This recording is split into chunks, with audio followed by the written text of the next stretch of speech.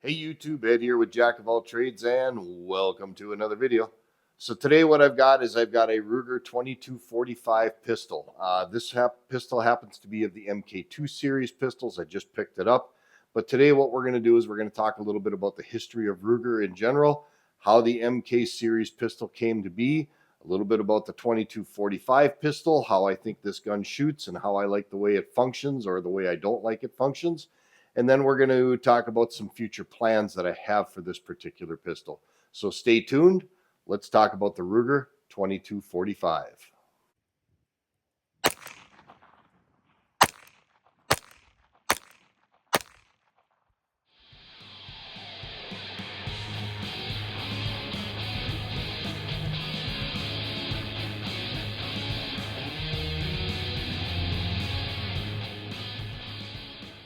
And welcome back. So yes, as per the introduction, we are going to talk about the 2245 pistol and actually the MK series pistols in general.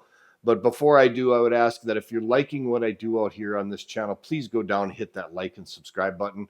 Make sure you ring that notification bell so you get notified of upcoming videos. And then let me know in the comments down below if you like these kind of videos and you like what I'm doing out here. The comments are a great way to let me know, and I'll continue to do more videos like this. It helps with the algorithms. It helps with the monetization of this channel so I can continue to buy firearms and do other things for this channel that you guys are liking out there. I never ask you for tips. I never ask you for money. I don't have a Patreon account. I just ask that you like and subscribe and comment on these videos. All right, so the MK series pistol. These pistols were originally designed by Bill Ruger. And they're still very popular today. The pistol is a blowback operated semi-automatic 22 rimfire handgun, and since its inception by Bill Ruger back in the day up into current times, they've really experienced no appreciable changes in basic operational design. So back in 1938, Bill Ruger turned an empty storage room into his first machine shop while he was still actually in college. And in this shop, he really kind of started his firearms journey, if you will.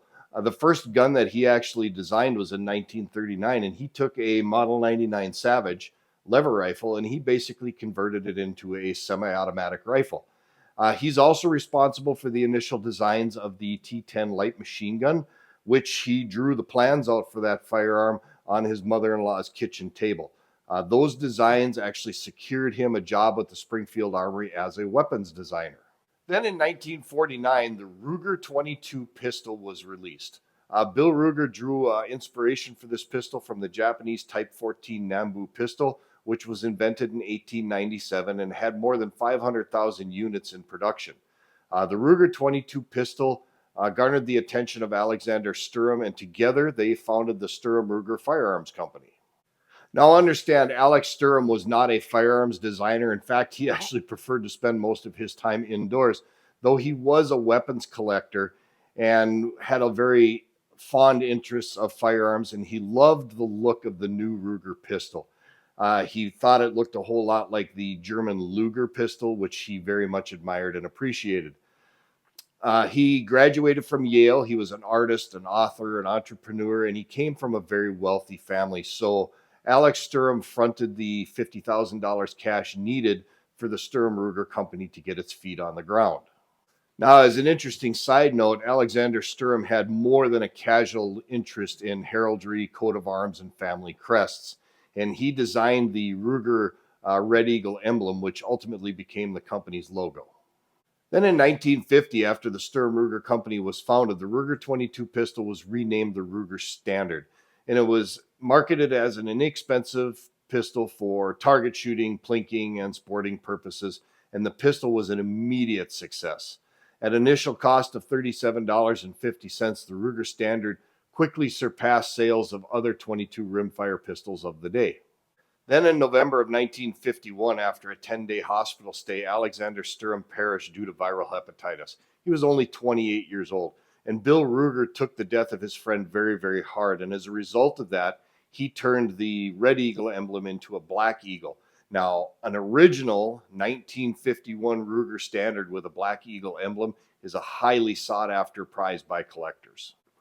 Now, the Ruger Standard was very, very popular, and it had a very renowned reputation for being extremely reliable. And as a result of that, it was adopted for combat in the Vietnam conflict, and it was designated as the Amphibian S. Now, the Amphibian S pistol was an integrally suppressed pistol, and it actually replaced the high standard as the military silence pistol.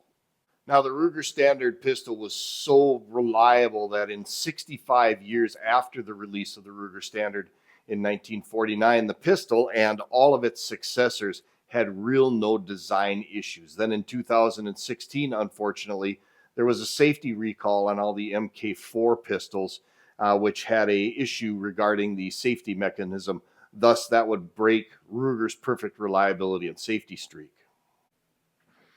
Interesting side note for all you sci-fi fans out there. In 1977, they released the epic sci-fi movie Star Wars: A New Hope. And you can remember there was a scene where Greedo pulled a DT-12 heavy-duty laser blaster on Han Solo in the Mos Eisley's cantina. That weapon that Greedo had was actually a MK series pistol that was modified for the movie to make the DT-12 laser blaster. And you can very clearly see that when you look at a close-up of the firearm. They made it look much more futuristic and things like that, but you can tell that the grip angle, the location of the safety, and even the serrations on the bolt where you grasp the bolt to load the firearm remained. They just added some accoutrements to it to make it look much more spacey and sci-fi, if you will. And the MK series pistol was the foundation they used to make that weapon. Finally, in 1982, Ruger made some design changes to the Ruger Standard, and then they called that new series of pistol the MK2. There were several changes, which included an increase in magazine capacity from 9 to 10 rounds. Last round bolt hold open was added, and then they also added some texturing to the backside of the bolt grip, making it easier to grasp the bolt for loading of the firearm. Now, all of that lead up brings us to the 2245, which is the subject of today's video. In 1992, the 2245 was released, and it was based off the MK2 series pistol, although it incorporated several changes, not least of which was the fact that Ruger started using a polymer frame and grip at that time. They also incorporated a grip angle change to this pistol. It went to an 18-degree grip angle, and then they also relocated the magazine release, which is now on the 2245 up here by the pistol grip, as opposed to earlier models which had the magazine release at the butt, where the magazine actually locked into the pistol grip. Now, all of these changes were more reminiscent of the 1911 pistol, which was chambered in 45, and this is the reason why they called it the 2245 pistol. The pistol also came standard with a heavy barrel and fully adjustable sights. Now, still based on the MK2 series pistol, these changes made the 2245 more intuitive in respect to location of the controls, and it is considered to be more comfortable to shoot with its new 18-degree grip angle. It is called the 2245, like I said, because it is still a 22 rimfire pistol, but it is based on the design as far as comfort and ergonomics to the 1911, which was chambered in 45 Colt. This design was brought forth because it was intended to mimic that of a 1911 pistol, which offered the shooter the availability to practice and still make it kind of feel like a 1911, but allows the shooter to use more inexpensive ammunition like 22 rimfire. Now, the version of the 2245 here is an MK2 series. It has a 4-inch barrel, though the gun was available in 4 3/4 inch, 5 1/4 inch, 6, 7, and 10-inch barrel lengths. Now, I purchased this firearm on Gunbroker, and I paid about $265 for it used, and it is a model year 2000 production. And I tell you what, this pistol shoots great. I took this gun out and I shot, a couple of hundred rounds through it just initially, and I used Federal 38 grain bulk pack ammunition, which it fired with no issues or concerns, and the accuracy was very, very good. I fired Aguila subsonics out of it, and it did function, the Aguila subsonics, the 38 grain subsonics. I did have one minor little hang up where it didn't extract the shell completely using Aguila subsonics, but for the most part, it functioned that ammunition very, very well.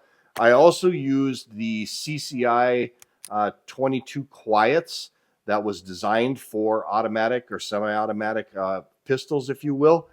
They shoot 45 grain bullets out of them, and that shell is actually designed for semi-automatic firearms, and it functioned those very, very well as well. Accuracy of the gun was very good. Of course, it was off when I got it, so I had to make some sight adjustments to it, but it felt really good in my hand. The accuracy was very, very nice. I liked the trigger pull on it. It's just a very fun shoot, and it was very, very reliable. Like I said, I only had one little minor hang up using Aguila subsonics, but other than that, the firearm shot all the ammunition that I fired through it without flaw and without issue. Then in 2004, all the MK2 and 2245 Ruger pistols were upgraded to the MK3 variant. And there were several changes that occurred with the MK3 variant, one of which was the inclusion of a magazine or a magazine disconnect. It basically would not allow the pistol to fire or be taken apart unless a magazine was inserted into the handle of the firearm. This was something that a lot of people didn't like, and it didn't take very long for kits to come out so that you could bypass that magazine disconnect, because a lot of people felt it was actually unsafe by requiring the magazine to be into the pistol when you were disassembling it. The thought was that there was a better chance for a negligent discharge. Another thing that was changed was they moved the magazine release button to the same location as the 2245s, and that happened across all of the MK3 series pistols in both the standard and the 2245. And while we're talking about the magazines, they also made a change to the magazines with the MK3. The MK3 incorporated an additional cutout on the top left side of the magazine, and that cutout was designed or put in place so that there was a little spur on the back side of the trigger, so that when you squeeze the trigger, it kind of forced the magazine further up into the pistol grip, if you will, to allow that magazine disconnect to work more reliably. That magazine disconnect is actually a bit of a source of problem, and that extra little cutout forcing that magazine up there just a little bit further as you were squeezing the trigger allowed the sear to function properly, and then the gun would fire. If you don't use MK3 magazines in your MK3 pistol, there's a pretty good chance that the gun won't work properly. So make sure that if you are shooting an MK3 pistol, you have the magazine which is designed for it. And in 2016, the MK4 pistol was introduced, and that particular pistol did away with the loaded chamber indicator. But most importantly, it greatly simplified the teardown process and the reassembly process of the pistol. That was one of the major gripes of MK series pistol owners, is how difficult it is to basically disassemble and reassemble the gun. The MK4 has what's called one-button disassembly, which greatly simplified that process. Now, these pistols are still available today, and they are wildly popular. They come in both standard designs with the 55-degree grip angle, which is more like that of the Nambu pistol, and then they also come in the 2245 still to this day with the 18-degree grip angle. The pistols come in a wide variety of styles and barrel lengths and colors and purpose for target, hunting, plinking, all that kind of stuff, although the price has increased considerably from the $37.50, which is the price in 1949 when they introduced the pistol. Now the cheapest version of the MK4 standard is $569 MSRP. And then if you get the 2245, that pistol starts at right around $200 or $530 MSRP. Although that's MSRP off the Ruger website, I'm sure you can find these pistols far, far cheaper than what the MSRP is from the factory. So at the end of the day, the 2245 and actually all the Ruger MK series pistols are exceedingly popular, and people that have them absolutely love them. I have had MK pistols before.